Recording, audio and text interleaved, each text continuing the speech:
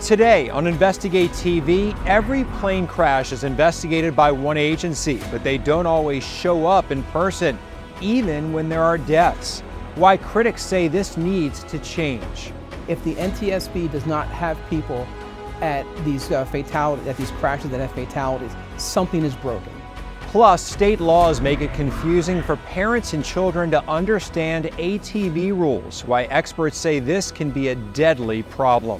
I feel like ATVs are safe and they're fun, and I'm not anti-ATV. I just want them to be driven safely. And seas of unclaimed luggage clog up airports' baggage claim areas. We find out where those bags go. When millions of people are traveling every single day, that fraction of 1% really does add up to a lot of unclaimed bags. Investigate TV starts right now.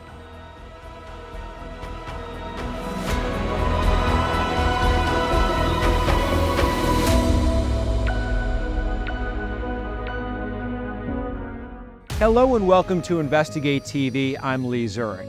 Air travel remains the safest mode of transportation in America, but when a plane does crash, there's a federal agency that investigates to find out why. Critics say there's a problem. The agency doesn't have the money or manpower to examine every small plane accident in person. Reporter Josie Sturman digs into why the independent agency in charge often leaves the initial on-site work to another group that's come under fire. Whether it's the cargo ship bridge collision in Maryland, the Alaska Airlines in-flight emergency, or the East Palestine, Ohio train derailment, when disaster strikes on the rails, the road, in the water, and in the air, it's investigators bearing 4 letters who are tasked with figuring out what went wrong. It's essentially unraveling a mystery every time. It is. For decades, the NTSB, the National Transportation Safety Board, has been responsible for pulling the threads. The federal agency was created as an independent watchdog, deliberately separate from the FAA and with a specific mission: to investigate and make recommendations to prevent future accidents. The agency charged by Congress to investigate every aviation accident in America. We called Genesee County Sheriffs. They're on the way. But as it balances budget and staffing challenges, our national investigative team discovered the NTSB is often MIA from a critical piece of crash investigations: the on-scene response. Did it surprise you that the NTSB did not send someone on site? I couldn't believe it. On October 2nd, 2020, Ellen Sturm was supposed to be hosting a birthday party with her longtime love, Steve Barnes. Before it even got started, a plane crash had her planning his funeral. When I picked up my cell phone, my brother was like, "Oh, Ellen, you're okay." And I just knew from his voice. Barnes, a prominent attorney and pilot, had gone to pick up his niece, Liz, in his private plane. Everything okay up there? Yes, sir. Fine. 5 minutes after a transmission captured his last words of reassurance, his plane went down in a wooded area near the Buffalo airport, killing the pair on contact. Just a tremendous person. Both of them. It's just like the 2 brightest lights extinguished. The crash, by law, automatically igniting a federal investigation by the NTSB. But although the agency was at the helm, it wasn't on the ground. They blamed COVID, although federal policy said mission-critical travel was allowed. So the on-site investigation duties, things like examining the crash site and looking through the wreckage, were left to the FAA, which did respond in person. Members of Congress called on the NTSB to examine the Barnes crash site itself, but no agency staff made the trip. It was profoundly heartbreaking. It felt like nobody really cared enough to really look into what happened. Do you think that the NTSB can effectively investigate aviation crashes from a distance? Oh, no, absolutely not. No.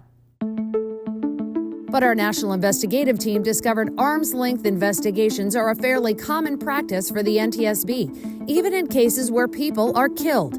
With help from our partners at the Arnold Center for Investigative Journalism at Indiana University, we analyzed data from the agency's accident reports dating back to 2015. Our team found NTSB investigators didn't respond on scene to an average of at least 21% of fatal aircraft crashes each year.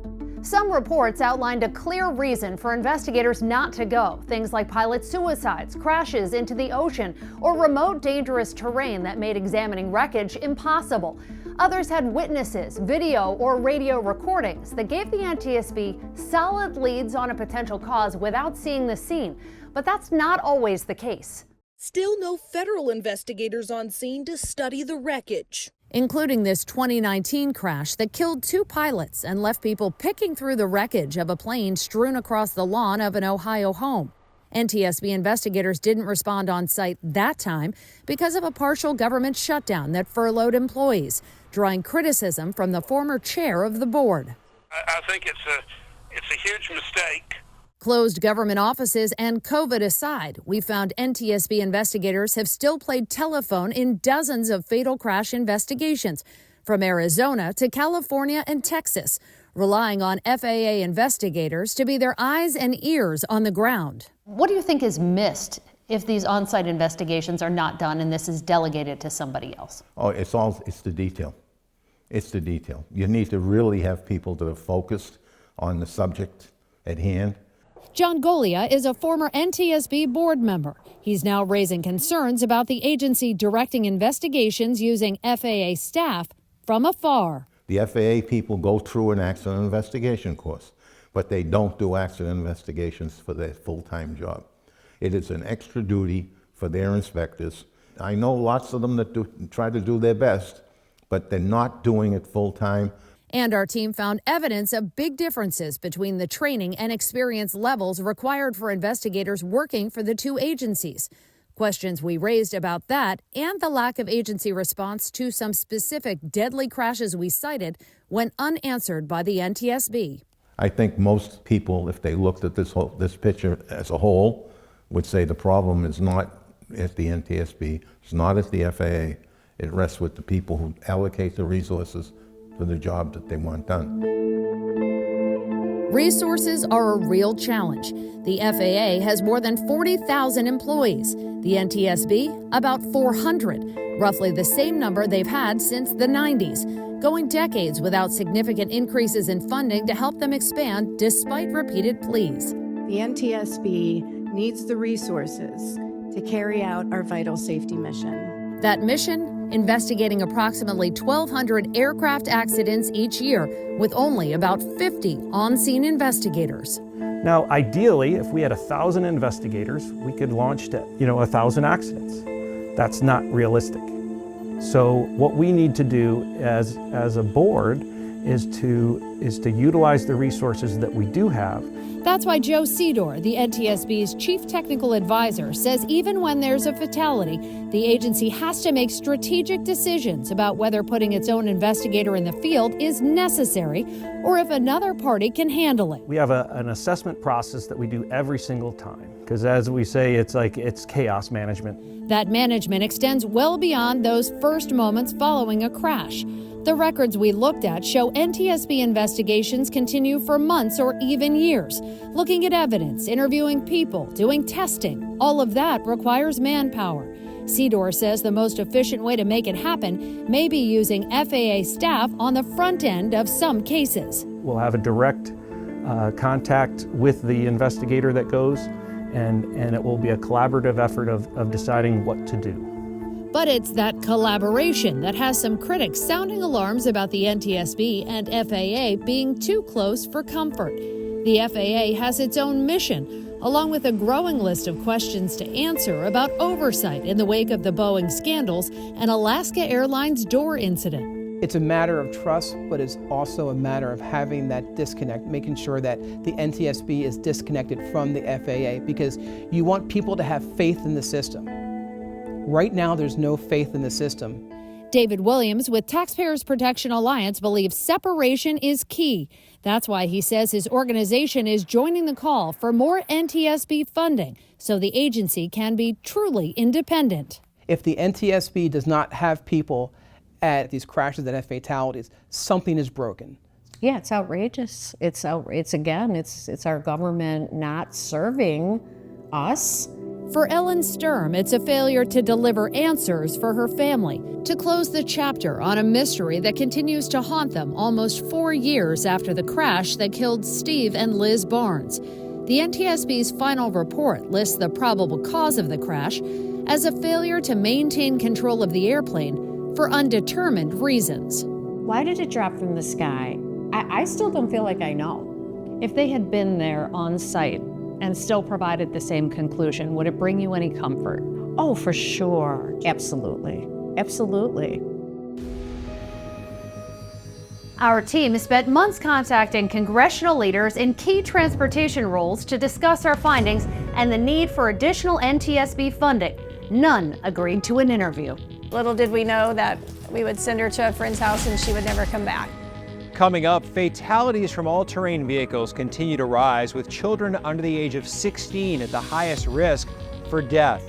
We examine ATV laws across the country and find some states still ignore federal guidance.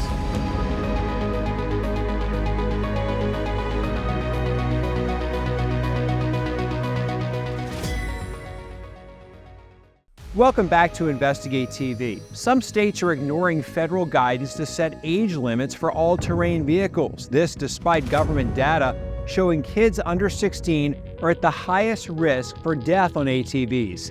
Consumer investigator Rachel DePompa looks at the vehicles sending 100,000 Americans to the ER each year and how one mom is turning her own pain into change for other families. Let them know we got a 10-year-old unresponsive male.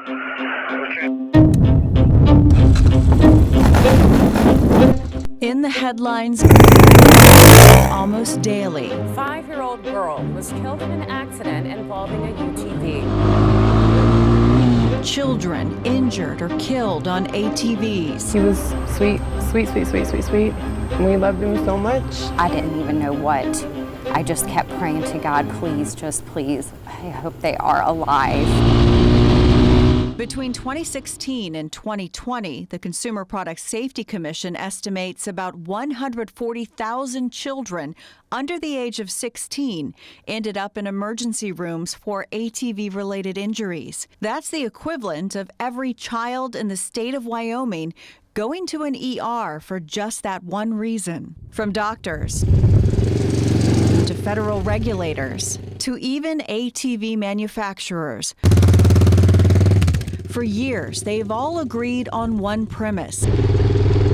Children should not ride ATVs designed for adults. Little did we know that we would send her to a friend's house and she would never come back. Ashley Briggenschmidt didn't know her 11-year-old daughter, Kate, would even be on an ATV, much less driving it. She was very, very inexperienced. She had never driven an ATV before. In 2015, Kate went to a friend's house in between softball games. Kate was driving an adult-size ATV with one of her teammates on the back. Neither of them were wearing helmets. The ATV tipped over. Kate's teammate jumped off the back. Kate couldn't, and the ATV rolled over and landed on her head. I thought she had been in a car accident. An ATV crash never crossed my mind. 11-year-old Kate died instantly. Do you think ATVs are dangerous? I think if ATVs are not driven properly, they are dangerous. If they're not wearing the proper safety gear, or if they're riding one that is too big for them.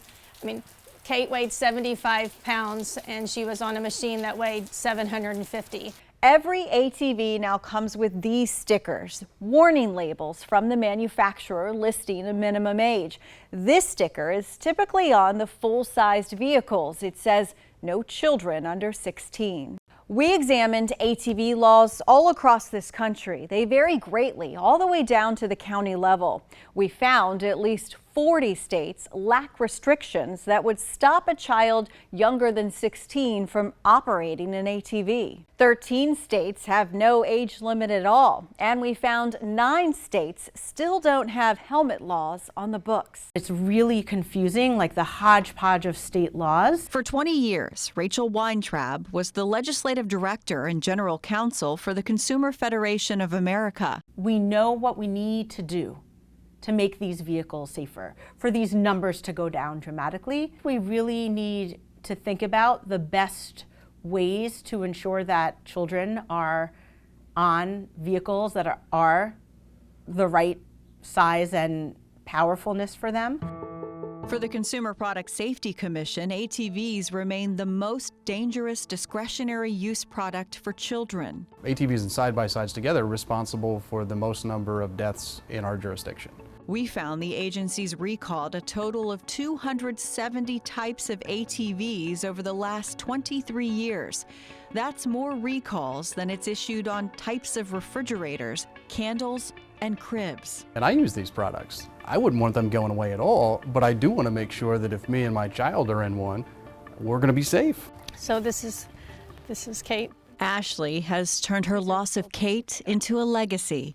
There's an inclusive playground in her memory, a foundation, a new helmet law in Indiana, and an education campaign. With Safety Sam and Safety Sarah, robots who educate kids.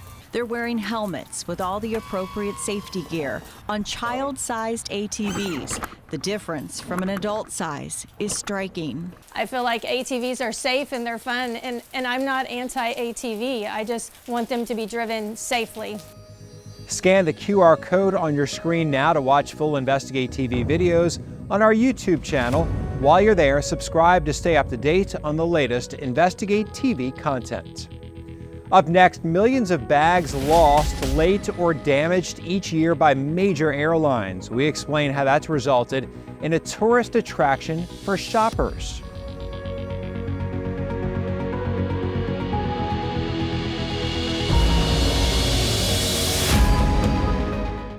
Welcome back to Investigate TV. In the first quarter of this year, major airlines mishandled more than 650,000 bags. That's according to the latest U.S. Department of Transportation data. While the majority of passengers do get their bags back, reporter Rachel Polanski finds out what happens to permanently lost luggage. When you're at baggage claim, when I got there, my luggage was not there. It's not hard to find folks who have lost their luggage. It was rough. It's kind of a little bit to be expected. While the majority of passengers, and we're talking 99.5%, do get their bags back, it ended up taking 4 days to get our luggage back. Have you ever wondered about that other 0.5%? Well, those bags may end up in Scottsboro, Alabama, here at the Unclaimed Baggage Center. When millions of people are traveling every single day, that fraction of 1% really does add up to a lot of unclaimed bags. That's nice. You're looking at the contents of those bags right here at the nearly 50,000 square foot storefront, which has become a tourist attraction to more than 1 million shoppers each year. Oh, definitely. Just like Verla Doolin from Ohio. This is exciting. Yes! Who agreed to open an orphan suitcase in something the company calls the baggage experience. Look at this. A men's long sleeve button down shirt. That looks good.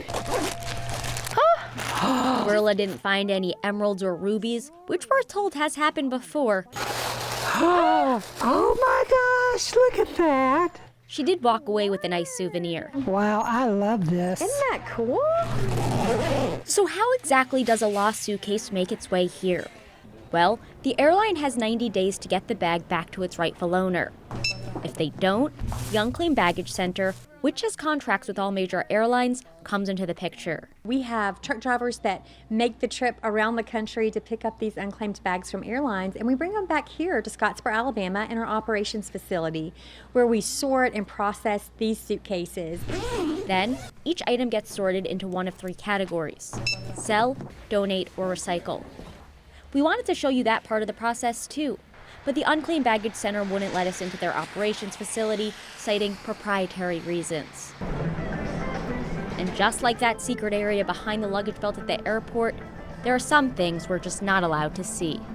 All right, so how can you make sure that your suitcase doesn't end up in Alabama? Well, first of all, make sure that your name and contact info is on the outside and the inside. You can also throw a couple business cards in there because why not?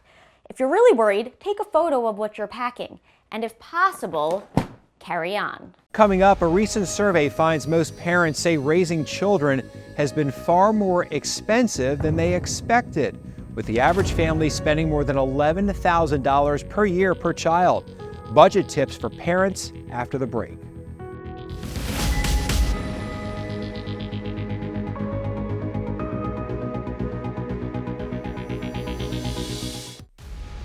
Welcome back to Investigate TV. It's no secret raising children is expensive, but a recent survey reveals most parents are still surprised at how much they spend, with more than half admitting they've gone into debt to pay for child-related expenses. Susan Campbell in Arizona has more in the survey's findings and tips from a financial expert on budgeting as a parent. Of course, everything adds up, and parents say they are spending thousands and thousands of dollars every year for each child. From childcare to sports, music lessons, and loads of food. You know kids are expensive. But have you ever actually tallied up the total cost? The average amount that people say that they're spending on their kids per year is about $11,500. It's an awful lot of money. And that's per kid, from infant to 18. Lending Tree's Matt Schultz says the majority of parents, 3 out of 4, say raising children has been far more expensive than they expected. But the truth is that every age of kid brings with it its own costs. Those first years where you have childcare and those daycare costs can be really, really daunting. Those are really, really tough. But then once your kid gets out of daycare and they're in school, then you have so many other things that are going on, whether they're extracurriculars or getting more interested in how they look and clothing and that sort of spending. Those expenses have forced most families to make financial sacrifices. More than 55% of parents admit they've gone into debt to pay for child-related expenses. 81% say they've reduced their personal spending, and 37% say they've delayed investments or retirement. The degree that you need to make those sacrifices will vary depending on your financial situation, but the truth is that a lot of people need to make them, and it's important that you kind of take control of your own finances by choosing what those sacrifices would be. To cut costs, you have to start with a budget. If you've never made a budget before, Matt suggests taking a few weeks to track all of the money that's coming in and going out. Then after you have all that information, write out a plan, making sure your priorities are at the top of your budget. And that's it for us. Thanks for joining us here on Investigate TV. Hope to see you next week.